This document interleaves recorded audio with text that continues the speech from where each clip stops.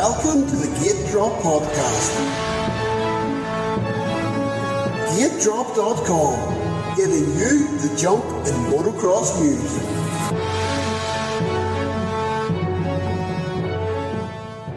Hello everyone, welcome to GateDrop.com, another podcast, but this time the GP wrap-up of Mantova and an absolutely phenomenal season and a phenomenal final two motos under the most intensive pressure, with Jeffrey Herlings just about coming out on top to be the 2021 MXGP World Champion. Joining me today is Andy McKinstry as usual, but also a special guest, Tim Gerth from motorsport.com. And Tim is also the author of Mark de Ruyver's new book, Open. Tim, welcome to the podcast. Thank you, Jonathan. Thank you for having me. And you were in Mantova, you experienced the whole thing, but obviously I'm sure you were partial to Jeffrey's scenario. You were living and breathing every lap he raced. How was it for you watching, and how was the whole experience to see if Jeffrey could pull it off and become world champion for the fifth time? Yeah, I think as a journalist, this is maybe a once-in-a-lifetime opportunity, especially looking at how the championship ran until the end with the three riders. I think, I doubt whether there is still something as objective journalism sometimes. And it's especially tough when there's a Dutch kid like Jeffrey, who's just like, we've all seen what he's been through this year, and you feel for the guy. And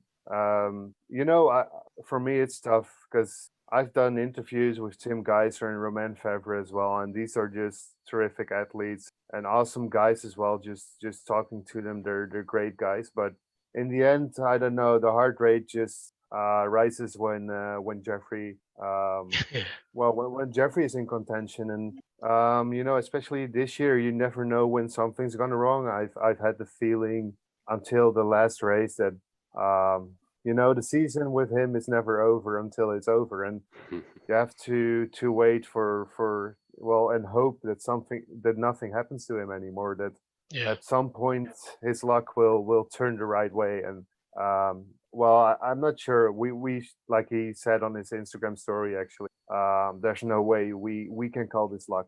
And there's been a lot of talk about all these free riders, but all of them deserve the championship. But in the end, there's only one who gets it, and there's probably in this case also only one who really, really deserved it. And there's no doubt in my mind that was Jeffrey. And like you said, I was there. I was lucky enough to get everything planned in such a way. You guys know as journalists that when you work at the track, it's not always your option to go to the track and to see everything. Yeah.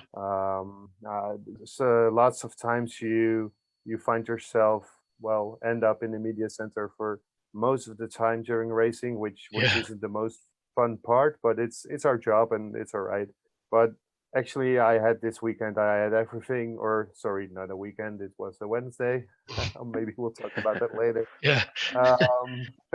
But this time I had everything worked out. I got my colleagues to fill in for me to publish everything. And I was lucky enough to be at the track side. The media center was close to the track as well, which was perfect. And I went to the start to see what was going on there when everyone lined up.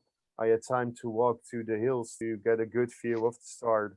And actually in Mantova, in most places you see all of the tracks, which was brilliant. And then, luckily for us Dutch people, Jeffrey had what he called decent starts, and he within both motos he could turn everything in this direction within 2 or 3 laps. You knew what was going to happen in the lead. Yeah, I can't deny that I might have shouted a little. I might have found the air a couple of times.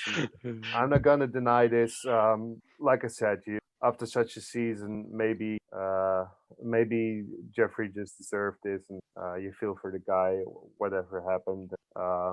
It was his championship to win. And Tim, I would like to touch on the atmosphere during the racing. We'll maybe touch on after the racing later, but just during racing, obviously it was in Italy, Antonio Crowley's final GP ever. What a legend he is. So the crowd must have been wild for him. And I know a lot of Italian fans travel there, a lot of Slovenian fans travel to Italy to support Tim Geiger. Now, maybe after what happened to him at the penultimate round, they might have been a little bit subdued because coming into it, he kind of needed a mini miracle to win the title. And then, was there many Dutch fans there supporting Jeffrey as well, or maybe he had the least support out of the three of them? Did he? No, I think you mean out of the three, Tony, Geiser, and Jeffrey, Yeah, exactly. Yeah, yeah. Well, I would say that there were a lot of Dutch fans there, for sure. I don't think there were as many Geiser. Well, I must be honest, I wasn't, because there were a lot of Geiser fans, but I was never like near them. So you might be right. I'm not sure, but the Geiser fans were, I think, a little more present, I would say. But I think there was still a lot of Dutch guys, and you could also tell after Jeffrey won the championship, there were a lot of Dutch guys. Don't worry about it. What bugged me the most was I hardly noticed any French fans, which I didn't really get because Romain was leading the championship. I don't know, but I saw some French flags, but not too many French fans. But I mean, atmosphere was great especially with Tony. There was a lot of fireworks. There was a lot of you saw those flares. Yeah. The warm up probably. I think everything cleared up just in time. But I mean, like the whole weekend, this is something that I must say that we as Dutch people, we have passionate fans, but I mean, I do envy the effort that, for example, the French Federation and the Italian Federation put into their nations. I must say I envy that a lot. I think if you look at our generation riders right now, maybe they deserve better. But anyway, the Italian fans, it wasn't just for me. It looked like it. Of course, most of it was for Tony. But even when Mattia Guadagnini, who, by the way, in my mind is the coolest kid in the paddock right now.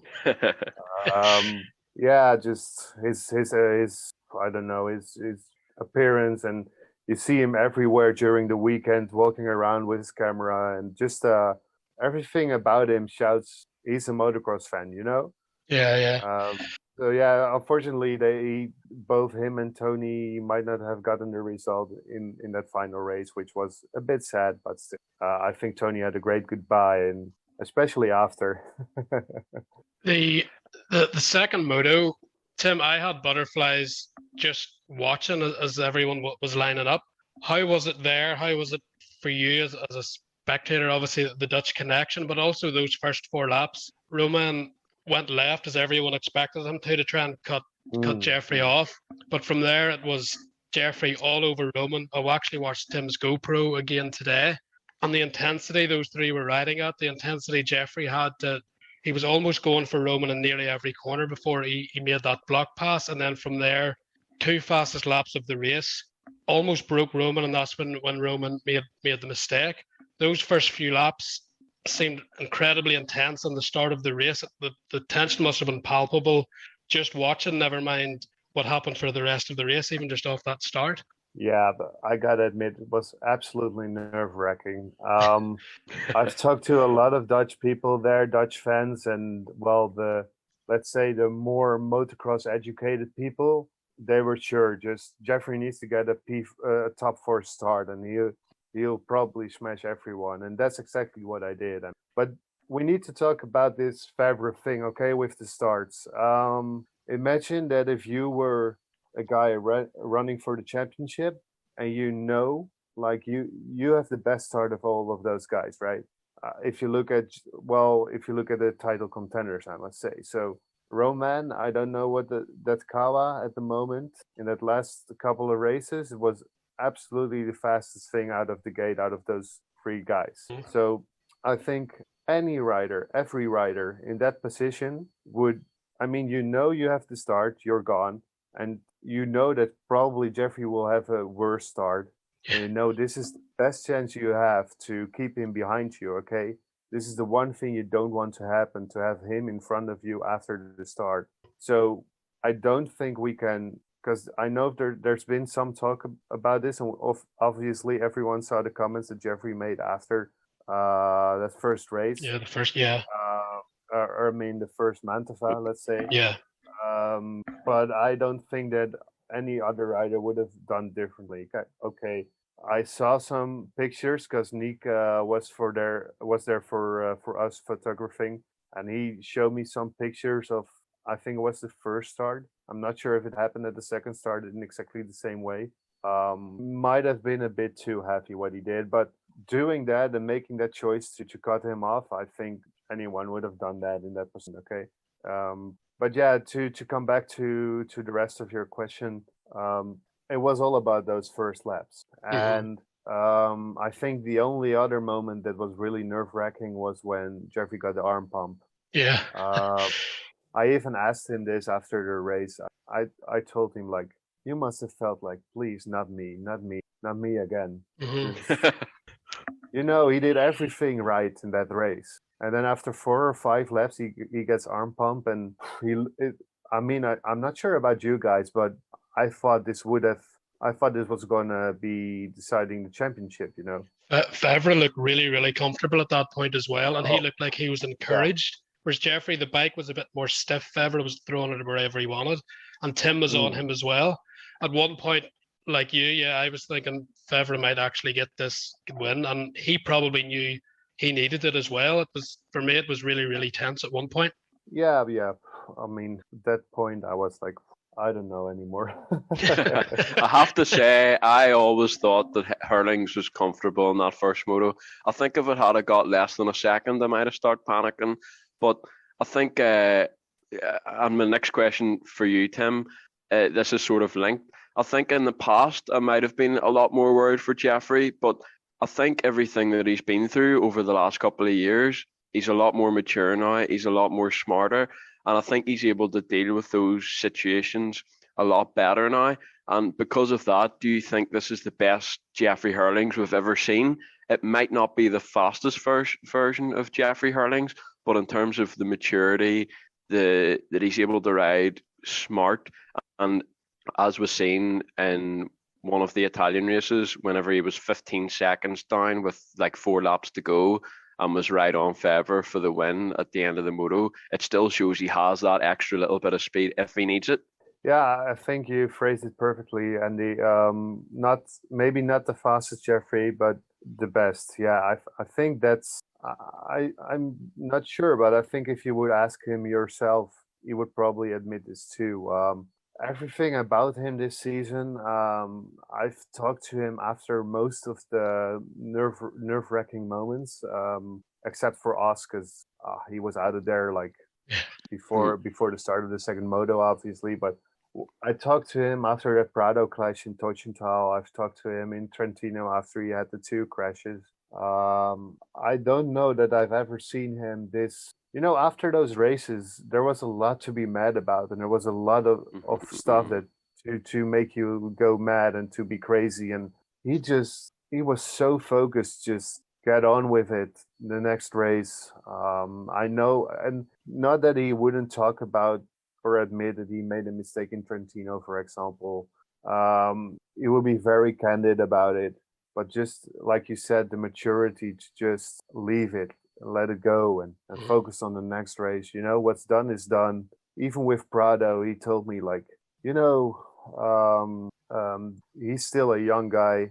I've been in this position, but this is the stuff you learn from. And I mean, if you look at that race in Teuchenthal, you know what happened there. It's there's no doubt in my mind that anyone who watches motocross on a regular basis must have had the same opinion. And for him to be so respectful after such a thing, we've seen Jeffrey in a different emotion, you know. And this was also the thing eventually in those races, in those championship winning races. We've seen Tim more or less making a mistake under pressure in the first moto of Mantova 1. We've seen Romain crack basically when he absolutely had to go beyond the limit in a second moto to salvage his championship. Yeah. The only one who really didn't crack in those two last races, or in those two last GPs, was Jeffrey. And because this might be a bit of a stretch, but that crash, because now I realize that I forgot the crash in that first moto in Mantova. That was a strange. That was a lucky crash a wee bit. Yeah, I talked to him about it. He admitted it was exactly the same as in time practice. Because I don't know if you guys seen that, but yeah. And he just said he had his left foot going into the berm, stuck in the berm, and he tipped over. A few guys did that on the last round as well, so it was quite a common mistake for riders to make. To be honest, I don't even know what that chicane is doing on a motocross track. I mean, it's very tight.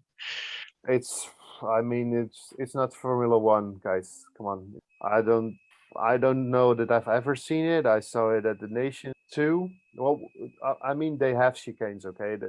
I've seen them more often, but this was just a very odd one. Not to blame it for Jeffrey's mistake or anything, because I'm not here to defend Jeffrey. But yeah, it might sound a bit. I like it sometimes. No, I don't. It was a weird thing to me. Like I said, even when I saw it during the Nation, just a weird section. I've talked to different riders about it. Even like a guy like Rick Elsinga, who is in EMX 250. Mm-hmm. He said the same thing. He said like it's such a weird section. Yeah. I just feel it has no place in the bus track. But it doesn't matter that it doesn't mean that Jeffrey didn't make a mistake. Still, it wasn't.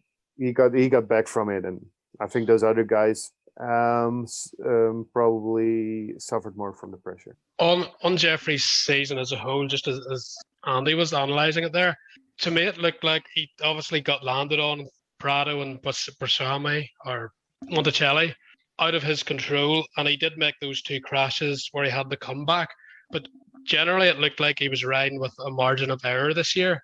And then whenever he had those couple of crashes at Arco and Mantova, that first race, then we saw the real speed, that unbelievable speed that I don't think anyone else in the world, AMA, MXGP, can actually match. And we saw Tim and Romain have those crashes, but it was Jeffrey coming back from those crashes at the end of the year to get a fourth and a second that, for me, actually won him that championship, as well, obviously, as riding Hummel when he got injured. But that speed, that raw speed, he still has that, but to me, he doesn't use it as much, a wee bit like the way Caroli rode for years. Jeffrey seems to have turned himself into that a wee bit. But also, you know him quite well, obviously, Tim. I'd completely forgotten about the extra couple of points Caroli had given him. And in the last race, I thought he was going to let Tim Geiser by. And he didn't. And at the end, he mentioned about those 2 points that Tony Caroli given him, and he wanted to win it by more than 2 points, so nobody would say he won the title because of team orders, as it were, even though he'd lost 4 motos and had a broken shoulder blade. Which, for me, his mentality, his drive to prove that he's the best was in that moment, and I'd completely forgotten. I was thinking, just play it safe, take this second. There's no point risking it with Tim. You know him obviously quite well. Were you surprised he tried to stay ahead of Tim, or were you expecting that kind of way to win the championship? No, I can't say I was that much surprised. Well, I mean, the will to win with Jeffrey. I don't know that it has changed. Like, yeah, this was always the thing, right? The way he goes about it changed a little, and you're absolutely spot on that. There was no way that if he had the opportunity to get rid of all the questions about the 2 points that Tony gifted him, that he would do it. I mean, there was no way that he wasn't going to do this. So yeah, that made sense to me. I was really surprised with Tim's riding, to be honest, because in that first Mantova, he almost didn't look like he got any chance. And to be fair, if you look at him in that second Mantova, he was probably the second best rider. Yeah, he rode really well. Yeah, so I mean, the way that he got close to Favre in that first moto, and then he nearly got Jeffrey in the second.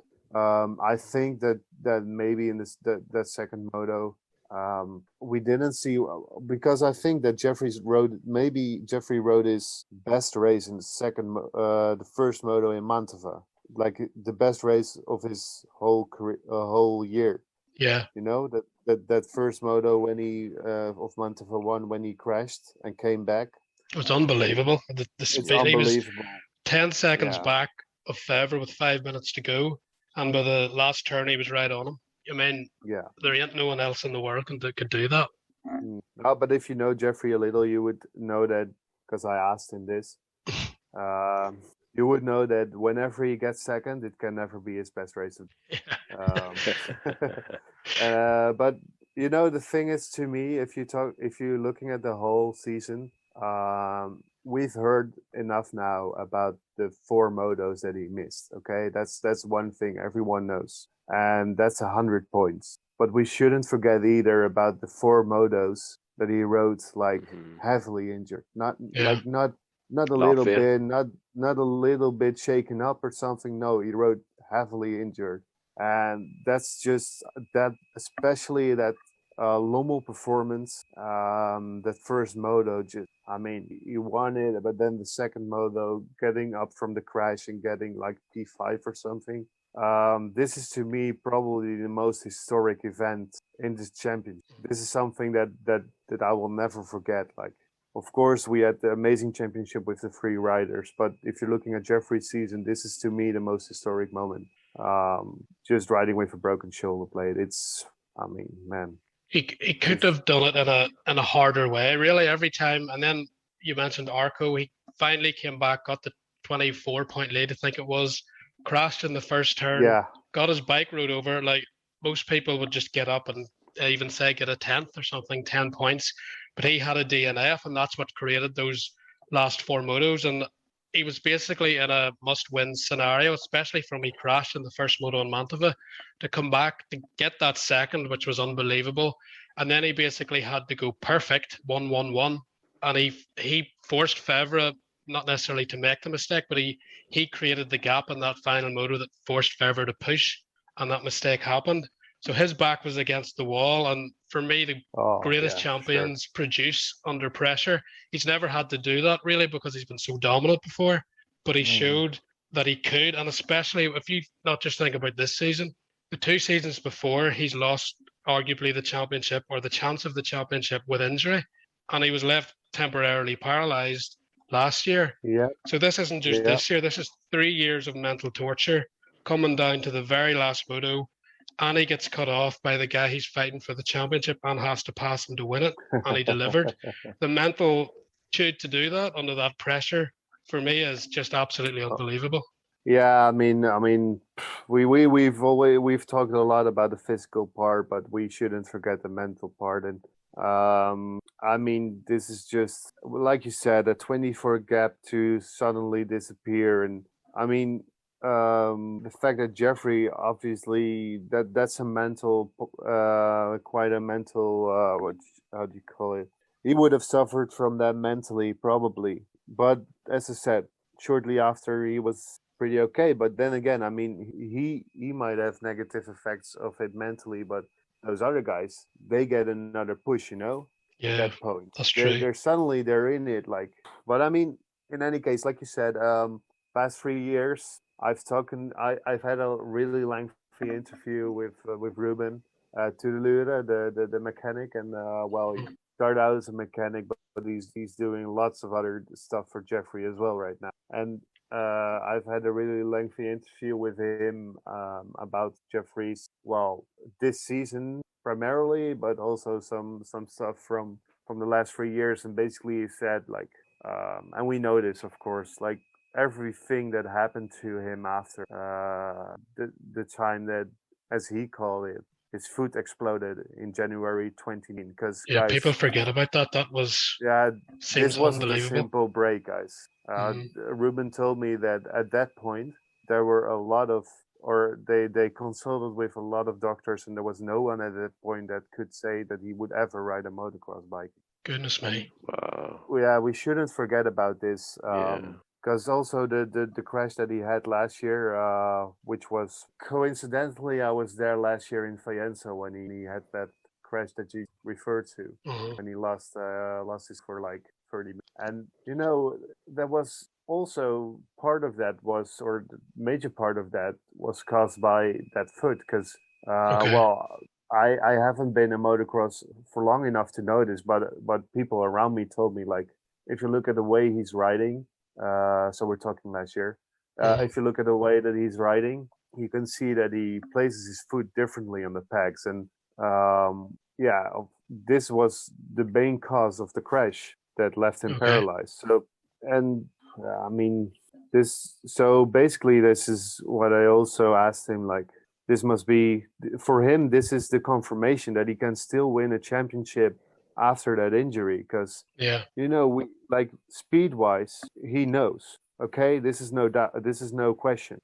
He knows that he has the speed and he's quick enough and he can win a championship.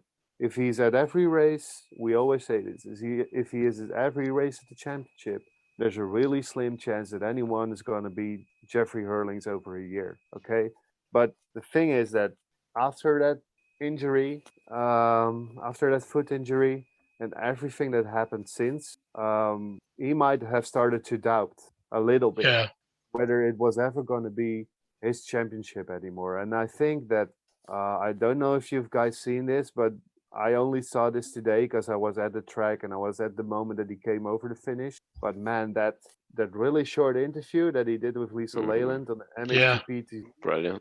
That was the stuff of legends. Yeah, I mean, iconic moment. Oh, I mean, it was goosebumps all over because I only saw it today, actually. I mean, it's really ballsy comment, but it's also, I think it's Jeffrey. It's Jeffrey to the point, I enjoy that a lot. You mentioned Ruben there and the cut to him after in the kind of wee cool down tent, and he looked like he was in disbelief, but maybe even in tears. And I think that shows just the journey they've been on, as you mentioned, through the last few years. And this year was a roller coaster all of its own, and all that seemed to come out then. And he obviously probably talks to Jeffrey every single day for the last 3 years, more or less. So he knows what Jeffrey's been through.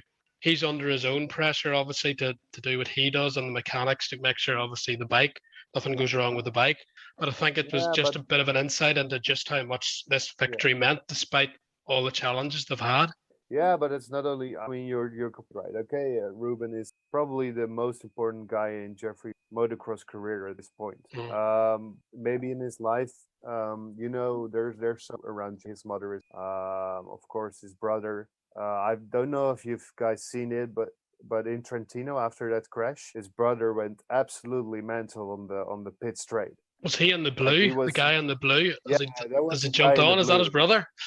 Yeah, that's his brother. I wondered who that was. Yes. Yeah. That was his brother. So, but what I was going to say is, like, if you look at this championship, it's between 3 riders. It's also between 3 brands and 3 teams. And the thing is just that the pressure these riders are under was immense. But you could also feel the tension and the pressure between the teams. And for these guys, these mechanics, it's something we've never seen before and something new for them to experience as well. And you could absolutely, there was a release of tension there. I talked to Ruben after shortly. This was kind of an informal conversation, but I think I can say this, that after this, he said, I feel like I'm an inflated balloon. It's so much tension going on, and floating finally get to release it a little bit, I would like to just touch on Jeffrey a little bit. Whenever he won the 2018 season, it was his first MXGP World title, and as he documented quite a lot that season, it was eat, sleep, everything, all about motocross, all in. And he had said that he couldn't work like that every year. And Jeffrey has always said he's here for a good career, but possibly not a long one. And I never really thought that Jeffrey would race into his 30s. I sort of thought he might go down the same route as RV and maybe retire 27, 28. But you got the scoop last week that he's interested in extending his KTM contract to ride into his 30s. Do you think now he's at a better place off the track mentally, and he's found a happy place where he's maybe got other things to enjoy off the bike? Because I know Antonio Crowley, obviously Herlings is very different to Antonio Crowley, but Crowley's able to have fun away from motocross. Obviously Herlings hasn't completely followed that, but do you think now, he can eat at McDonald's without being guilty for it, for example? I'm not sure about McDonald's, but the thing is that it surprised me too, to be honest, that he told me that. But I was thinking about this, and if you really think hard about it, I wouldn't say necessarily that he has said anything about quitting in his 20s when, like recently, when he was asked about it. I know that when in 2018 he had the quote, "I'm not going to be able to do this kind of gear for many more years to come." And to me, that just meant like, okay, because what he called that, the way he did it that year, he said he was living like a monk. And I mean, I can totally see that you can't do that for 5-6 years. Yeah. And I think he doesn't do that anymore in the same way. I think you're absolutely right about that. But I never really interpreted those comments as saying that he would be quitting, retiring at any time soon. I think it's something that a lot of us media got, didn't get wrong, but we turn it around, and everyone will say it was, of course, we all talk about this, and we're discussing amongst ourselves, what do you think? What do you think? And there's been a lot of talking about him, this being his last contract. And this might be a good question for you guys, because I just mentioned the MXGP TV comment where he said, I guess, or many people were questioning what I was going to do if I wouldn't win this. Yes. I guess we'll never know. Yes. What do you think that he referred to, like, specifically? I was quite surprised. I can only think it meant retiring because it had all come too much. Yeah. But I can't see him. I couldn't see him doing that. But maybe it was closer than we all thought. Obviously, mentally, that was going to be very hard to take. Never mind all the physical punishment he's had. Yeah, well, he's under contract to KTM, and they, I don't think, would have let him go. So I don't think he would have retired, to be honest. But I think it would have maybe been his last contract. Although, if he had have came back and raced next year and won the title again, I'm sure this year would have quickly been forgotten about as well. But yeah, it was an interesting comment, certainly an iconic one. But like he said, I guess we'll never know. Yeah, I guess we'll never know. Well, we'll never know. I mean, it's a bit. I was kind of bummed by this because if I would have heard that comment, I would have definitely asked him after. But now I didn't have the opportunity to ask. But I mean, should have texted you. Yeah, maybe next time. Maybe what I mean. This is probably a question that he'll get asked at some point. Yeah, anyway. I'm sure he will. Yeah. We'll see about that. No, but I was thinking it might mean something about his contract. It might mean about his it might mean something about how he would have reacted to it. Well, I guess we'll never know. To be completely a full disclosure about those contract comments that he made, he said he'd prefer, or at the moment, of course he has to say this, right? At the moment, he would love to remain at K. He didn't rule anything out, but I think it's the most obvious thing for us. Why would he ever turn away? And this was something that I've asked Pit Buyer after, and this is going to be a story on motorsport.com as well in the coming weeks. I did a short interview with Pit after, and I asked him, like, recently Jeffrey told me this. Are you surprised to hear that? And he said, well, as long as this kid wants to ride, he'll have a bike at our place. Okay. So this is something good to take into eyes. I mean, you would be mad to not have a bike for him, but I don't know. I'm not one to be throwing rumors out there or anything. But if you look at the recent years, there's no doubt in my mind again, Jeffrey is the world's fastest motocross rider.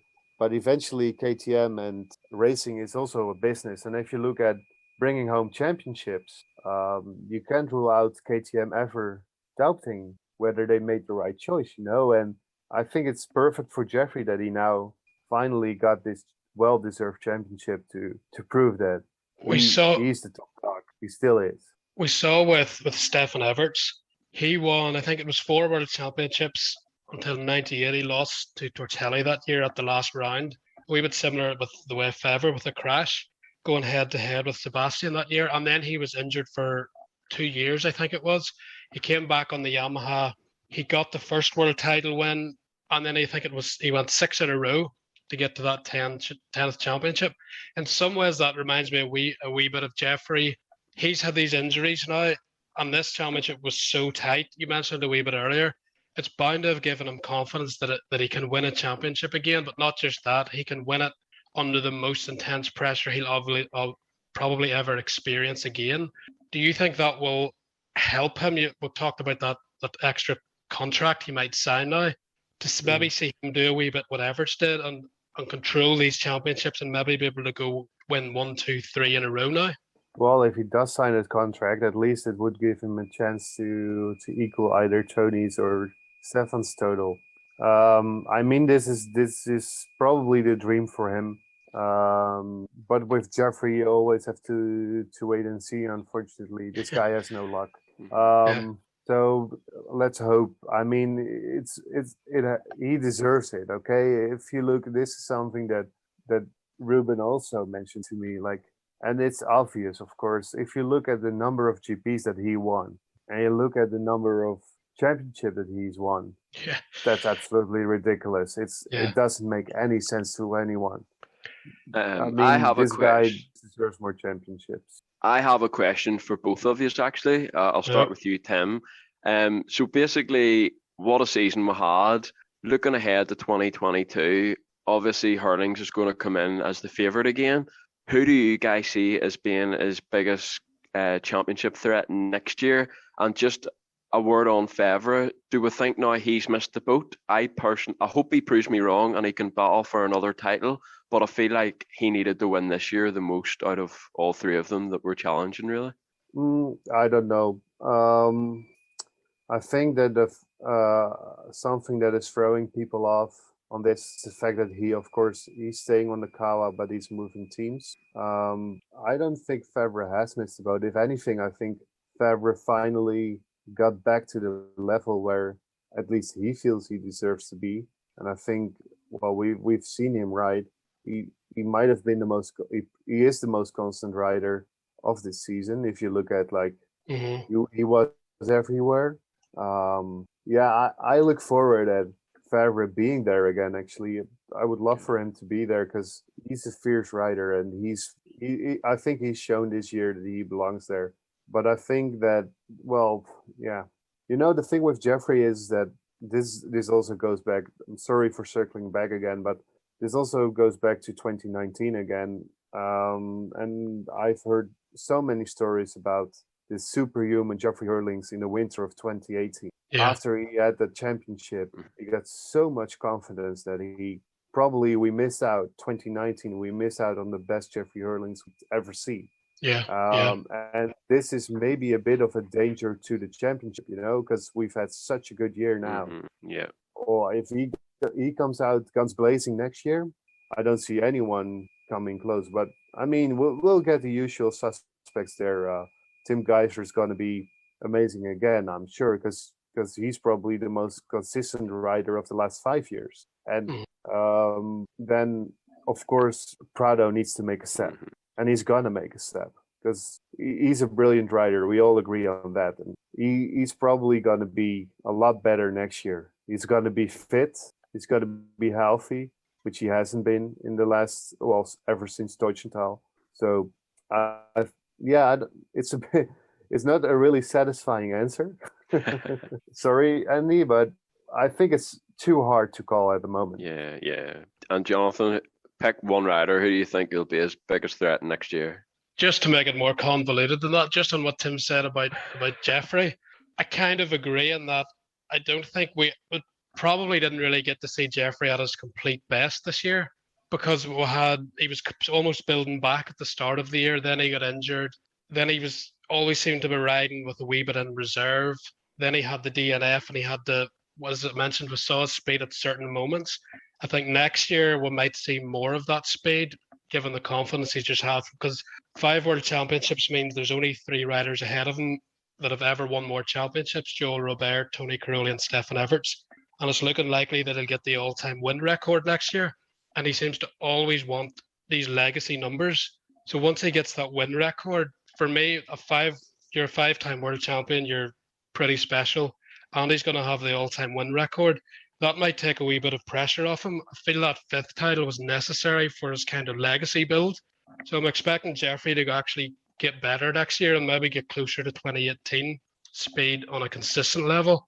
But for his challengers, it's very hard to look past Tim Geiser for me. And he rode with a broken collarbone, freshly plated. He's extremely tough. To me, he still always finds a way to get a wee bit faster every year. And you mentioned Jorge Prado. He hasn't had a full season where he hasn't had any problems yet in MXGP. But the small window we've seen whenever he is fully fit, he's capable of winning. And he has the starts, which if you're going to find a weakness in Jeffrey Herlings, apart from bad luck, starts is probably it. So I think he'll improve. On Roman Fevre, the change of team interests me a wee bit. As can he remain as comfortable? I think he should be. To me, he looks more comfortable in that Kawasaki than he ever has. I don't really see him going anywhere. And added to that, the Yamahas intrigue me. Jeremy Sears' speed was really good at the end of the year. And can Glenn get back to his KTM level with another year's winter? But after going really long-winded there, probably maybe Tim Geiser edges it. But if Prado can remain healthy from now until the end of the year, if he can get the starts, that could be a big challenge too. Fevre, so probably Geiser maybe. But to me, Prado is going to take a big step at some point, and it might be next year. Yeah, I would be in agreement. Geiser is a safe choice right here, right? Yeah, Geiser is also in terms of just next year, my opinion is Geiser will be the one to be his closest challenger. But I think in the long term, it'll definitely be Prado. And I think he's the one after Herlings that'll be looking to break all these records, because I really do feel he has the potential to win 4 or 5 of these titles in the future. Yeah, we'll just have to see what bike he's on. Yeah. On teams, Tim, we've heard during the year that Yamaha are wanting to make a big push. They're desperate to win MXGP in the coming years. Kawasaki have Roman Fevre. Obviously, their big investment into that. Supercross, they had Eli, they've lost him this now on Adam. Jonathan Ray in World Superbike. How much are the other manufacturers? We saw Honda, we saw the social media post was Giacomo Garibaldi coming into the final round. They're obviously heavily invested and wanted to win really bad. The Japanese seem to be really coming to the fore again to try and wrestle this title as it is now off KTM. And Tim straight away sounded very, very motivated in his interviews on Wednesday evening to come back and regain his title. Yeah, so what was the question? In terms of the intensity of the Japanese brands, do you feel from working in the paddock that they're getting more and more desperate to become dominant, and especially Yamaha, because they've been a wee bit on the outside this season even? Yeah, they've had a tough year. Not at all what they expected, I think. I don't really know, because the thing is that most of these teams they are European run, you know. So I don't know that of course the Japanese are the bosses at the end. I don't know that necessarily. But everyone wants to be dominant, okay? So and Honda did an amazing job, I think, with the bike they have right now. Yeah, and Kawa made an enormous step this year. Yamaha has had a bit of an off year, but that doesn't mean that they stopped. They didn't stop investing. Actually, it's the contrary. But yeah, so I mean, I guess so. I think they well, if you look at what Kawa did, you could say that in the last couple of years, they didn't really have a title contender there, and they invested a lot of money to get Romain Febvre there. I think Yamaha did, they had Sewer, who was obviously a great and quick rider and a very consistent one. They wanted to enforce their championship chances by getting Glenn Koldenhoff, who is a very good rider as well. And things just haven't worked out there this year, and I'm sure they'll turn it around. They've got a lot of invested in this, and if there's one thing about the Japanese that I know, and I mean, I'm also going off experience here on Formula One, for example. If you look at how the Japanese, what Honda did there, of course they're retiring after this year, but they didn't stop until they got it right. And that's, I mean, Japanese are very proud people in general, and you will see that they'll never stop investing until they've reached the top. So yeah. We should probably have a word on Antonio Cairoli. Antonio Cairoli. It's a bit sad, right? That yeah. I don't think because like until the after party, for me, unfortunately, because I respect Tony a lot for the legend that he is, but all the attention went to, at least I mean from a media perspective, I think the last race of Tony Cairoli, like the legend that he is, and not just on the track. I mean, this is one of the nicest guys you'll meet in the paddock. Okay, he's probably one of the best ambassadors that motocross has ever had, and I think that even from my perspective, from what I did on our website, I have to say that we didn't give it enough attention. But yeah, the problem is that this championship fight, and I mean, as soon as because I'm not sure if you guys seen it on TV, but when I was at the podium ceremony and Jeffrey and everyone was on there on the podium, I think it was even during the Austrian national anthem that Tony came around like on ground level, like he came out like close to the start area, and his fans noticed this, and everyone went there. So like maybe from a media perspective and maybe from a global perspective, it didn't get the attention that it obviously deserved.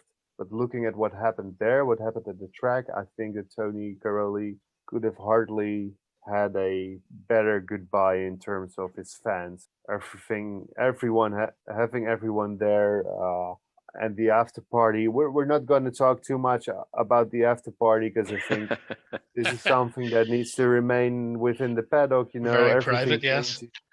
Once that last checkered flag falls, and I've now experienced that. But he was, I mean, he just had the party, and he was behind the DJ booth and doing the DJing, and I think there's, and also the stuff that KTM and Ford did with his gear. I mean, that was absolutely amazing. I thought too, Jeffrey, the way Jeffrey treated Tony on the podium, taking his cap off and going down on one knee to him, and in the incoming week he'd called him the greatest of all time. I think that just shows the respect. Michael Pichon did a very nice post on Tony Cairoli today. This is Friday, we're recording this. Everyone seems to have a lot of respect for him. I know I've spoken to Stefan, and he has a lot of respect for Tony as well. Even if Tony had equaled the 10 world titles, I think Stefan, if anyone was going to equal it, he didn't mind it being Tony. As you mentioned, on the track, he's an unbelievable rider. And for me, especially after that crash in Raiola, to come back and still get a Grand Prix win, to win the Motocross of Nations. I know the last round didn't go perfectly, but there was still a bit of the old Tony Cairoli there, that inner fight where he went for that pass with Sewer. It was like he was 18 again. He never lost that fight and that will to win, and he certainly didn't lose the speed. So for his final year, I actually wish he was racing again next year because he's still so competitive. But his whole year, aside from the crash in Raiola, which was scary for losing the chance of a 10th world title, but also his health, to come back from that. So it's tremendous mental fortitude, determination. And I always get the feeling, when you see him walking about the paddock, he's very relaxed. Obviously, he's very determined on the bike, but he seems to ultimately still enjoy riding his bike throughout all these 15, 16 years of going for a world title year after year, which is a lot of pressure. So to still have that joy of riding a bike is really impressive to me as well. Yeah, I mean, with Tony, this is the thing, and this has been going on for years. We shouldn't forget it until round 7 or 8. I think he was in the championship fight as well. Yeah. And he had a win in Trentino, of course. It's amazing to see, and I don't know about how many races he's gonna do next year, because I think he's gonna do some Italian GPs. Mm-hmm. Okay. And that might be a lot, because I know, you know. Yeah. I don't need to explain that. I think we'll see him at some point next year, and I don't rule him out like being a top 5 rider, because he's just that rider, you know. And I remember that even because I was thinking about this, and I think that the whole emotions of those Italian fans and everything that happened to him that weekend, because with the crash you just mentioned, and I think I wasn't there because I left shortly after Jeffrey's celebrations and podium. But I think Tony's goodbye would have probably teared me up more than Jeffrey's championship. This is such a legend, you know. And I remember Mark Roofer telling me that, like, when Tony won that race in Matterley Basin, I think it was, this season, he just started crying, because this is like, you know, Mark has been Tony's neighbor for a long while, and he's a very good friend of Tony's. And he has so many emotions for this guy, everything that he's done, and the great guy, the gentleman that he is. I mean, we've all seen what happened at the Nations with Glenn Kolnhoff. We've all heard that he got pushed by Tony after that crash. I think it's a heat of the moment thing. It's not a good thing to do, but like he said, after he got those death threats after Trentino, yeah, that was unbelievable. He's almost without a without a exception. He's been a gentleman on and off the track. He deserved this. Just to wrap up, Tim, I have a couple of final questions. First of all, Kai de Wolf, from a Dutch perspective, I was reading his social media actually today, and he mentioned that the goal was top 15 this year, but he's won a moto, got on the podium at the end of the year. I think it was 7th in the championship. To me, looks like the next big talent to come through. From a Dutch perspective. Where you're going there. Oh, sorry. From a Dutch perspective, how excited are you for his progress? And has he overachieved what you guys thought he would do this year? I think so. If you look at this, I think this season, I actually had an interview with Kai. Oh, I think it was Saturday probably. Just to talk through his season. The thing with Kai is, and this I keep on saying this every time I see him ride. It's whether it is on track, whether it is like going to the practice starts. This is a guy that just has fun, you know. Yeah. And everyone watching him has fun. And I watched the whole of the MX2 races from the banks on the Mantova track, and it was the second moto of MX2 where he made a move on Harrop. I mean, he was in the first sector and like one of those jumps, and he just whipped it. I was like, man, I was so scared for him to crash, but you know, this guy has so much control, and it's amazing. It's really something else to look at. But I think that what happened to Kai, and I was very surprised by him getting onto the podium in the final race of the season, because I had sort of a feeling that most of the guys coming up from EMX 250, if you look at Benistan, if you look at Guadagnini, if you look at Kai, most of those guys struggled at the end of the season. I think the season was a bit long for them. All of those guys look forward to a world championship, going to different places in Europe. and also not doing a race every week, but sort of every 2 weeks. So I think that got up with them a little, and that counts for Kai as much as those other guys probably. So I think therefore that the performance that he had, getting the podium, and I went on Twitter to say probably like Tony's goodbye didn't get the attention that it deserved, I think. But Kai de Wolf's podium, I couldn't give enough attention as well. And I mean, this whole season has been, I've done some articles about him this year. And we don't, I mean, to be honest, on motorsport.com, we don't do too many MX because we cover MXGP for the most part.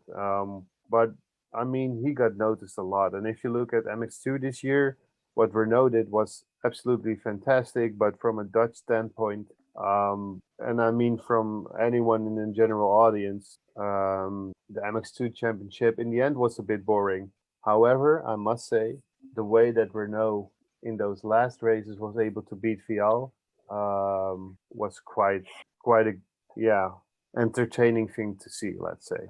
Yeah, that impressed me quite a bit. I thought a part of him would want to do that, but he was actually doing it even before he clinched the championship. So I think there was definitely something in his head that wanted to prove he was, in quotation marks, real world champion. But for me, he rode fantastic all year, and you can't knock him. He was brilliant, and it will be interesting to see how quickly he adapts to MXGP, because Ruben Fernandez impressed me a lot in the last 2 rounds with his speed, and Renault, you would say this year, although different bikes, but obviously Renault's been on a very high level this year in MX2, so he could be something to look out for next year. Right, Tim. Yeah.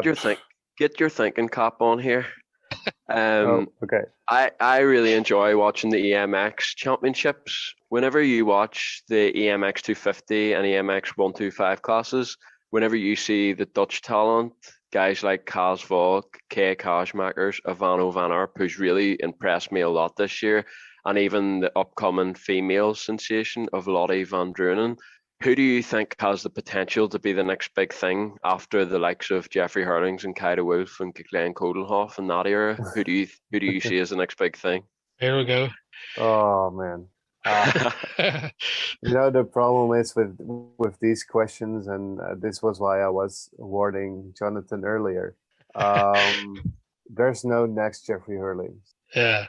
And there's also no next Glenn Kodelhoff or I don't know, a next Mark de Roever. There's definitely not a next Mark de Roever, by the way. But the thing is that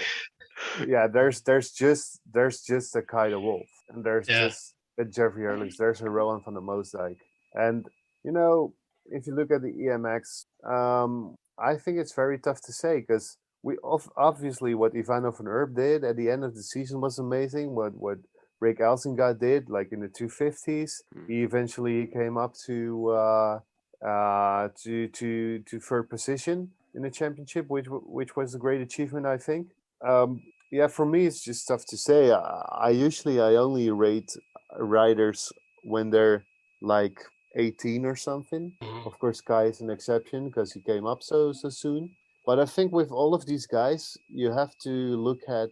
I think a very important factor at this point is also how guys are gonna grow. Not only like riding wise, but also physically. You see this with a lot of guys who want to go to MX2 and they are too large. You see it with Renault actually, because he wants to move up because he's too large to ride a 250. Yeah, he says. So now I'll steer clear of rating the talents. I enjoy watching those guys, and like you said, like Kaz Vog, what he did this weekend as well. But we'll have to see. I mean, give these guys some time, and we'll see what happens. I mean, also a lot of this rides on what kind of opportunities these guys have, and of course that starts with having performances. But I mean, you have to be a bit lucky as well. And also, one injury to a talent can ruin his chances to move up. So we'll see. But to be honest, right now it's hard to a rider as talented or as promising as for example, a Jeffrey or a Kai. But that's just going off, there's no standout. But even Kai, before his EMX 250 career and his EMX 125 career, he was like a very bright talent. But that doesn't mean that we've seen it. You've seen it as well. That doesn't mean that you're going to win a championship instantly. And we see it with Liam Efforts as well. Yeah. We'll see how he does next year. Because if you look at riders like Guadagnini and Benistan and Kai, all of them have won races. I'm not sure we would have predicted that last year. No. Yeah. I mean, if I would have asked you last year, Andy, for example, out of Thibaut Benistan and Guadagnini, who would have done best? I'm not sure you would have said Guadagnini. Yeah. I would have thought. I think I might have, because Beniston's the kind of guy that needs usually a year in the class before we'd see the best of him. But yeah, I know what you mean. And especially, we can't forget Kai de Wolf was only riding in 85 3 years ago as well. So his development is pretty scary when you think about it. As to your point, Tim, as well, we saw Davy Puchis and Brian Sue. They were the next big things, and their careers have not panned out at all, despite having all the credentials as youth riders. And Brian, I thought, rode really well in the last 5 Grand Prix there, which underlines the talent he still has and the speed he has. But it's very difficult to still put it all together, even if you have the raw talent. So as you say, it's still a wait and see, even if riders do look really promising. Yeah, I think that's just the main thing, just let them ride and don't put too much pressure on them. Just we'll see in the time will tell what their potential is and where they'll end up. I mean, it's so tough to rate that at the moment, especially with what's happening. Like, because for example, there might be riders in 250. Like I said, Renault is an example out of them. But there might be other riders around there. Look at what Fernandez did in MXGP. There might be riders in MX2 who actually want to ride MXGP, but if you look at how close that class is and like the way that really, really good riders in MXGP have to scramble to get a ride, let alone MX2 guys moving up early, Tim, just to circle back to Jeffrey Herlings, and then I've a question obviously on Mark de Ruyver and the book, just to wrap things up. But Jeffrey Herlings, you're dealing in pretty mainstream media. Now, Max Verstappen is obviously the big global motorsports, Dutch motorsports star, very mainstream. He's huge, obviously. But where would you say, with your experience in the media, with what you do on motorsport.com, where does Jeffrey fit into that in Holland? Is he able to do what he wants outside of the motocross track, where obviously he gets swarmed usually by fans? And how well known is he to people that maybe aren't into motocross in Holland? He's pretty well known, but in my mind, he can never be known enough. Like you said, you mentioned Max Verstappen there. Look, Max Verstappen is an absolute sensation in Formula One, and he's a great athlete, but he's not a world champion, and he's not a 5-time world champion. And in my mind, Jeffrey doesn't get all of the within motocross world and within the motocross community, especially in the Netherlands, everyone admires what he does. There's no doubt, But like you said, if we're looking at mainstream media, I was a bit disappointed to see the turnout of Dutch media coming to Mantova. I work for motorsport.com, like you mentioned, but I also work for some newspapers, one national and one or a couple local, which cover like the regions where all of the motocross riders are coming from, which is Brabant. But there was only one other major newspaper there, which was, to be fair, it was the biggest one, and they are motorsport minded a lot. But other than that, there was just one local news agency, and of course we have the usual suspects, as because there were a lot of Dutch media, but they were mostly Red Bull related or Motocross Planet, who do a good job as well. But I think his performances probably deserve more attention in mainstream media. and I think there's a lot of possibilities there as well. Like we had a brief conversation before the podcast, and where I sort of explained where my ambition comes from covering motocross. So to tell it in a brief way, I was a freelance journalist at motorsport.com. Which is basically a website about all things motorsport, mostly on tarmac. So you would imagine that Formula One and MotoGP are the biggest, the biggest series on there. And when Jeffrey made the step up to MXGP, I was always following Jeffrey. I'm interested in almost any sport. I'm a great guy for pub quizzes. If you're ever looking for a teammate,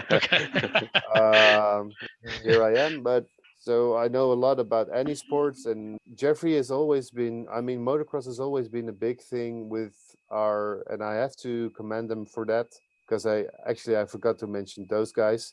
The NOS, which is the major or the biggest, one of the biggest networks in the Netherlands. They are. How do you call it? I'm not sure. You guys have to help me out here.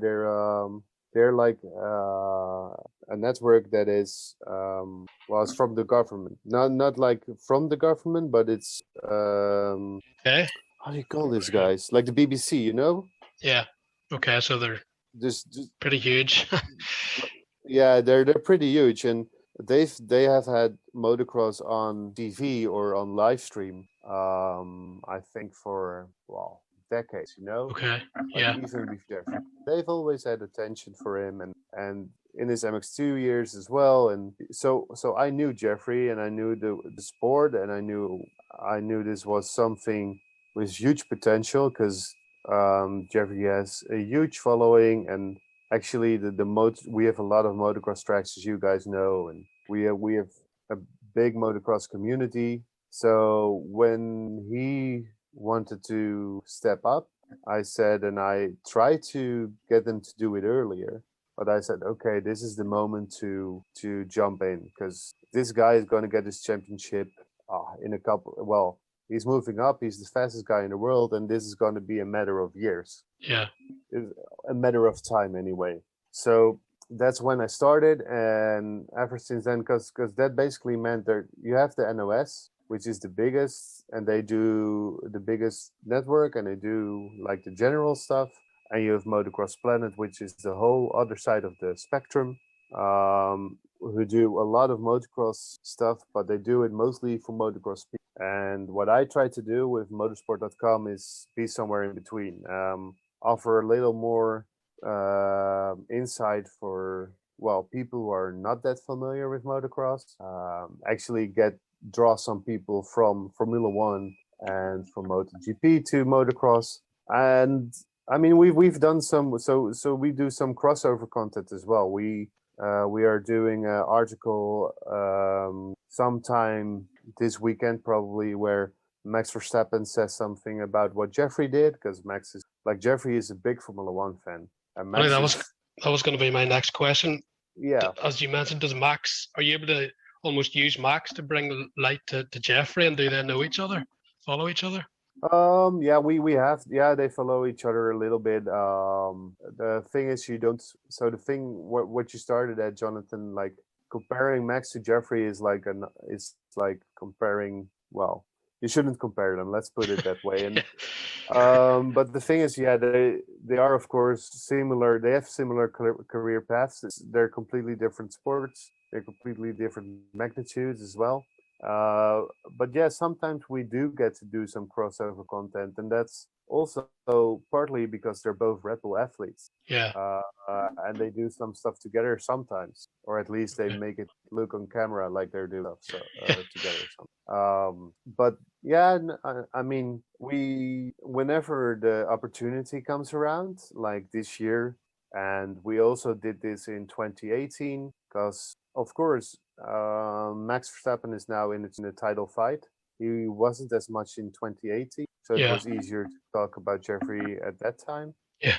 Because I think Max Verstappen is in the same kind of situation that Jeffrey was in when he led the 24 points in Tino at the moment. So it's still pretty tense.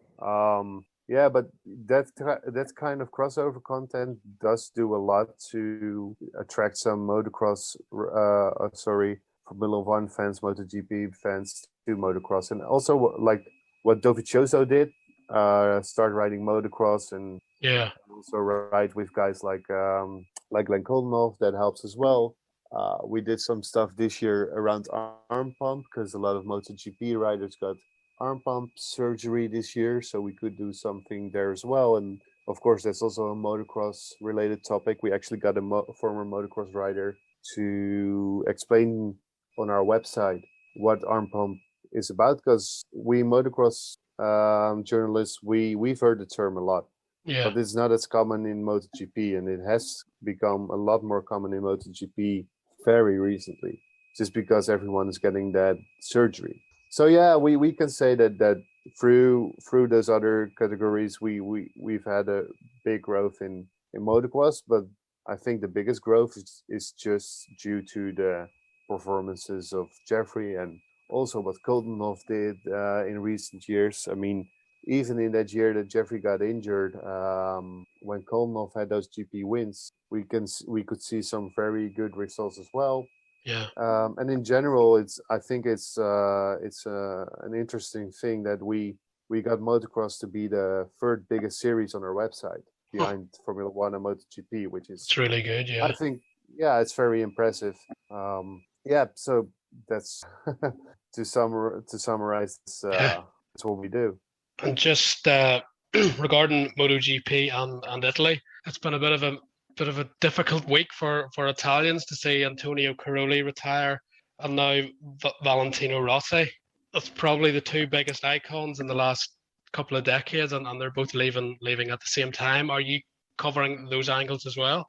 I'm not sure that we'll do some. I was actually hoping for Valentino to show up at Mantova, but I haven't seen him. Because I know those guys are friends, but I guess Tony will be there.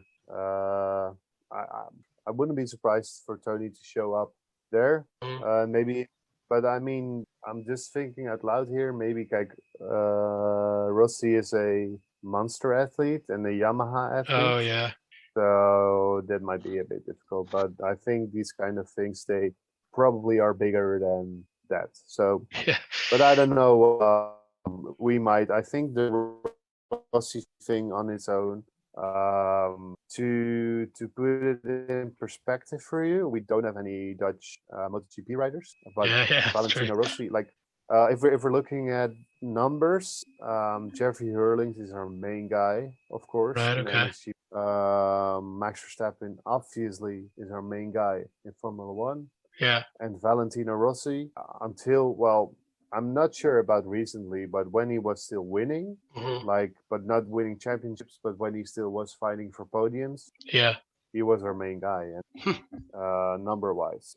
If you write something about Valentino Rossi in the Netherlands, it's always going to be a big story. So it's going to be sad to see him leave, and to be honest, I mean, I'm just a journalist, and maybe I shouldn't say this because just out of respect for the guy, but I would have loved to see him retire a bit earlier when he was still winning, like Tony did. Yeah, Stefan said the same actually in the podcast we did. He wanted Valentino to retire a bit earlier, but like the way Stefan and Tony did, have you said? So it's interesting. Yeah, I grew up watching Valentino win, and in a time where he had an underpowered bike. He was amazing at handling the bike. He was always the guy that lost out on the straights and made it up in the corners. He's such a legend, and it's just a bit... I mean, those kind of legends, they get to choose themselves when they quit, okay? No doubt about this. But it's just a bit sad to not see him winning, like to have his career end like. But I mean, then again, it shows how much of a sports guy, how much of an athlete, how much of a personality and character he is. Yeah, definitely. He almost is that sport in many ways.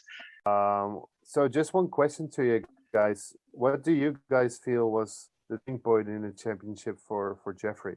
I think Tim's crash at Lockett was the decisive thing with hindsight, because providing this was the plan, Jeffrey was going to take another week off, and I think he went to watch there, and Tim had that crash, and then suddenly he was only 51 points back, and then he made the call to race Lommel, and I think whenever I look back at the season, I wonder if Tim hadn't crashed there, would Jeffrey have come back in Lommel? And obviously Tim lost a lot of points as well, but the two factors of that might have been the biggest change of the whole season for me.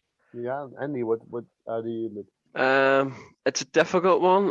I feel like it was always Jeffrey's to lose, to be honest.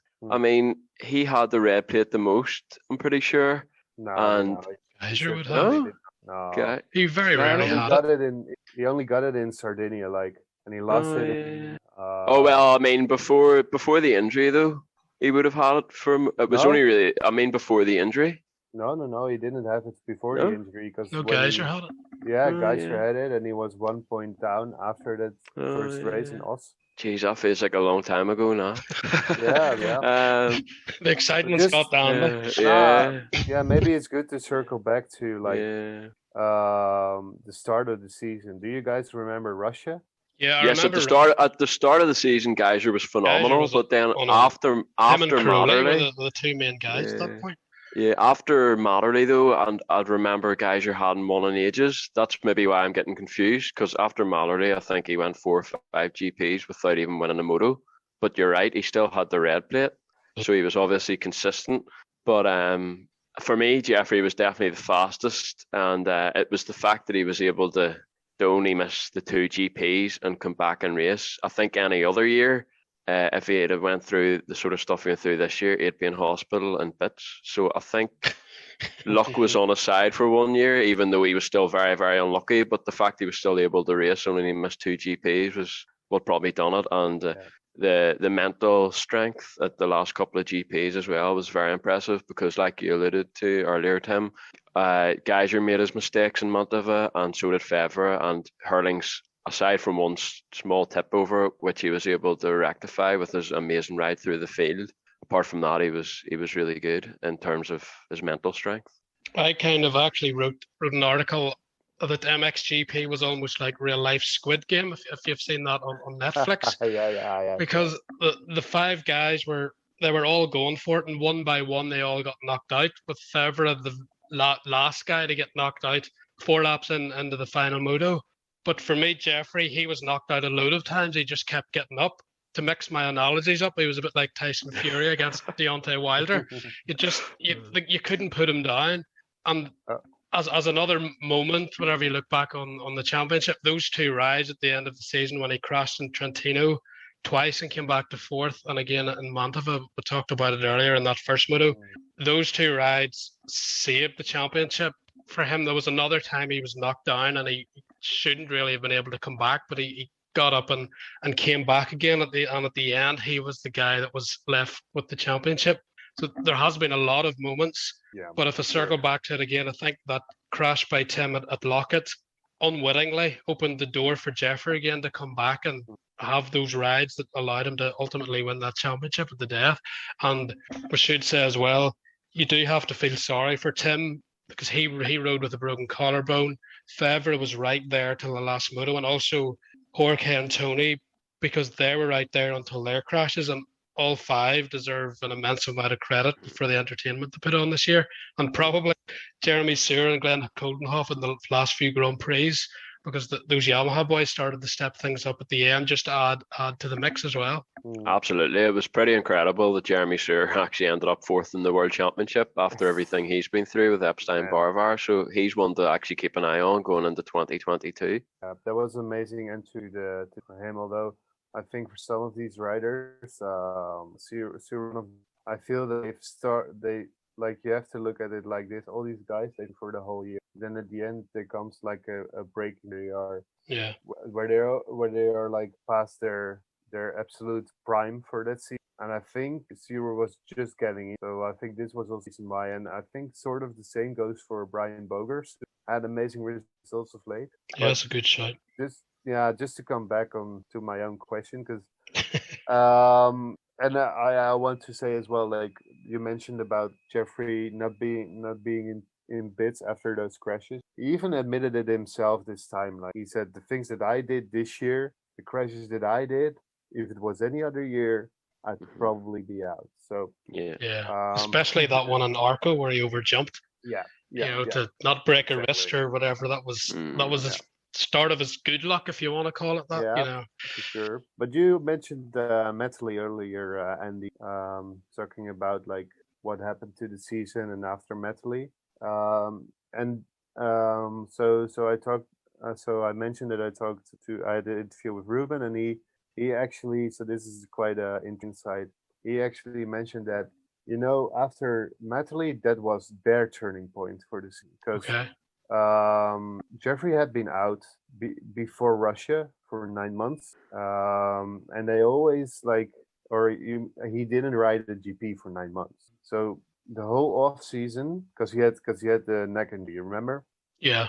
So the whole off season, he was always there were all these riders who were preparing to get race ready for March, April, May. Jeffrey, of course, he trains more than everyone. He rides more than everyone. And now he was riding like anyone else would. So in Jeffrey language, that means he was taking it easy. Yeah. So he was taking it easy until they got close to a realistic calendar, to phrase it politically correct. So they got the realistic calendar, and then they went to Russia and they went to Metally.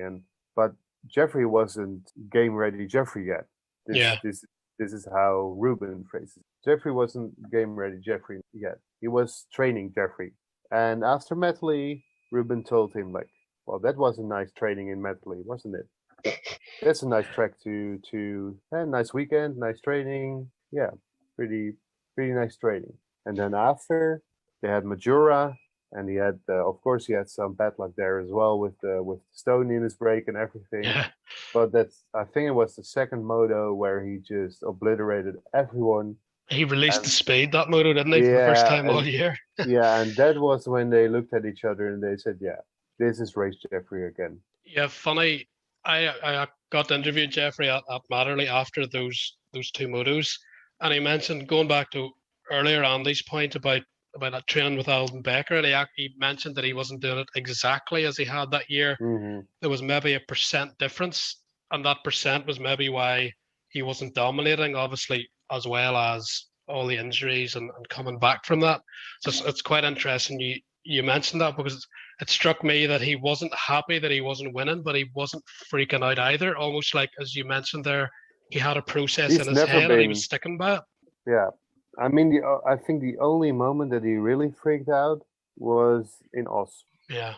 That's the only moment that he really has been in panic. Yeah, okay, and maybe when he crashed in the first moto in Mantova, he said it was, after that, it was all like everything goes. Yeah. So yeah. And that ride at Oz with the broken shoulder blade to win that moto, we should probably go back to that as well as one of the moments. That was, as a standalone moment, that was just pretty unbelievable as well what that guy can do when he sets his mind to something and he doesn't deviate away from it no matter what happens to him. But that was all adrenaline. Yeah, must have been. It was, even at his pass, was it Geyser? He put down that sort of a left hill sweeper. He just wheelied over the bumps and just kept the gas on. Yes. Was that to get into second or the lead? Just wee things like that. He can just do wee things that the others maybe can't quite get. And as he sort of mentioned, it's maybe just 1%. But when he can find that 1%, I think that's what won him the title this year, and in the clutch, as the Americans say. I think that's that covers about my question. Yeah. Yes. Finally, Tim, we'll talk briefly about your association with Mark de Reuver and his new autobiography. We'll go into more detail in a couple of months as the book is released in English. But I know it's just been released in Dutch, and you've been pretty busy this week.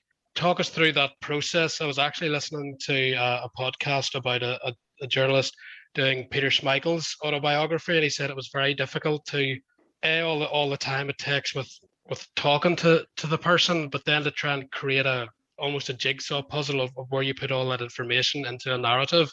How was that for you with Mark? I know Mark's can be a pretty entertaining guy as well. How was that whole process for you, and how nice is it to see that the final product? Hello. Or Mark, because Mark obviously is the most important figure in this. He had to sign 1,000 copies because we sold 1,000 copies online through our own website, and then of course we did a lot of sales in bookstores and stuff as well. But this is only pre-sale. The book probably will be in stores in Netherlands sometime next week, and tomorrow we'll have the official book launch at our Mark's team, FNHUR. Very, very hospitable to have us there, and I think it will be quite an awesome party. Although the latest update of COVID measures in the Netherlands have kind of ruined our timing a little bit, but we've shuffled around a bit and we'll make it work. But anyway, to get back to your question about the process, the thing with Mark is that I've talked to some writers who do biographies, and the most important one in my process to get here told me, like, I asked him some of the first things. I asked him, like, how do you plan interviews? How long do you feel it's worthwhile to interview someone, and how many sessions do you do? How many people do you, in general, contact to have interviews as well? How do you do with checking and that kind of stuff? And he told me, like, well, you should have probably do 10 or 20, or let's say 20 interviews of 4 or 5 hours, or no, I think it was 10 interviews of 4 or 5 hours. But the thing is with Mark is that you can't talk with the guy for more than 1.5 hours because he gets distracted so quickly. And I mean, that's Mark, and that's all right. And luckily we live very close to each other, so we made it work. And I was actually, like, the jigsaw you mentioned. The thing is, you do those interviews. Oh no, I need to circle back here, because that's one part, so I had to do a lot more interviews and a lot shorter. But then the other part is that I asked him, like, this person I was talking to for advice, I asked, like, how many people do you generally contact? And he said, well, 8, 9, 10, something like that might be enough. Usually is enough. The thing is, if you would sum up all the people that Mark the Roofer has had interesting experiences with, you could feel like that will be the whole of Amsterdam, man. And but even within the motocross world, it's like 20 to 30 people I did interviews with in the end. And then the next part comes where so this was very convenient. It was all during, I did most of the interviews with Mark I did in the off season, which was very long this year, which was also the reason why I chose this year to do it. It's a COVID year, and it's just a great way to get the creative juices flowing, let's say. So that went all perfectly, but then you have to realize that you do interviews of 1.5 hours. You have to, type it up, but then you just have loose quotes, and then you have to figure out how you're going to make a story out of this. But I mean, to be honest, it's been a hell of a ride for me. It's been very, very convenient. I'm very happy with how the whole process worked. And I got to say, I never got to a point where I was out of stories to write, because that's kind of the thing with Mark. The way he tells it, the story writes itself. The only real big luck I had in the process was the fact that I had, like, an entire box of all the results and all the memories and all the photos, his parents that they kept. It's kind of the for me, a very big chance to get some structure. So that was perfect. But then, I mean, in the end, you don't get away with just writing up. You have to create a storyline, and there were plenty, luckily. So the thing is, I just got the book today. I saw it for the first time. it's a Dutch version, of course. I know a lot of people are looking forward to the English version as well. We've got sales coming in from New Zealand, South Africa, UK, Ireland. I know Andy, you were Northern one Ireland. of the first international people to get a book and or to get an order. But I mean, we're still finalizing our deal on the international version, to be completely open about it. Put the word out there. But we'll make it work, and we are planning for it to be launched. I'm hoping to launch it for the first in Europe, or it might not be in Europe, in Italy, as I've heard. So it will probably be around by then. We're hoping to get it out in time, but the thing is, with the very first GP near Europe, then the best way to put it is that the way it's going right now, it might be like in February. So that's kind of a tight time frame, but I can probably translate it a month. So, and you're doing the translation all yourself then, are you, or maybe other people? I might do it. I haven't really tied the knot on this. Okay. I'm not exactly sure, because it's probably a lot of work. The book is a lot longer than was than we. You know, the thing is that you've heard Mark talk. Mm-hmm. You know, he's a very open, direct guy. He's got a certain way of explaining himself, and I feel you really need to have a good understanding of how he communicates, and in order to get a good translation. So some way I feel like I am the only person to be able to really do this well. But then again, I don't have any experience with my books getting translated, because this is my first book. Yeah. So, well, the big question is whether I feel up to it after we're now doing the book launch. We're gonna hit the media after that. It's probably gonna be another hectic couple of weeks. Yeah. So yeah, no, we'll see. That's great, Tim. Andy, thank you. I hope everyone has enjoyed this review of Mantova, and also a very interesting insight via Tim of Jeffrey Herlings and everything that's went on with him, including those previous injuries, and of course that 5th world title win under the most extreme pressure in what has probably been one of, if not the most exciting World Championship series in ever, and even potentially in motorcycling as a whole. It has been a phenomenal World Championship season. Jeffrey Herlings came out the winner, and as well as Maxime Renault in MX2. And just from everyone listening, thank you very much, Tim, for all your insight, and as well as including your thoughts on the Mark de Ruyver book situation. That promises to be a very exciting read. Andy, thank you, and we will speak again soon. Thank you, everyone. Bye-bye. Thanks, guys. Thank you.